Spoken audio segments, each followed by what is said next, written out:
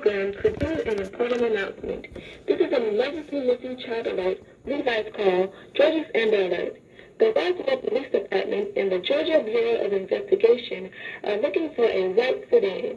On July 3rd, 2020, Amir Williams, a 3-year-old black male, 3 feet 1 inch tall, weighing 30 pounds, was abducted by Kenyon McQueen, a 37-year-old black male, 5 feet 6 inches tall, weighing 170 pounds.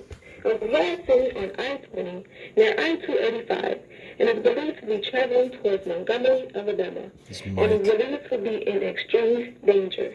If you have any information on the whereabouts of the Amir Williams or the white sedan, please dial 911. The public can also provide information to the Georgia Bureau of Investigation tip line at 1-800-597-TIPS and or the CSUN app for iPhone and Android users.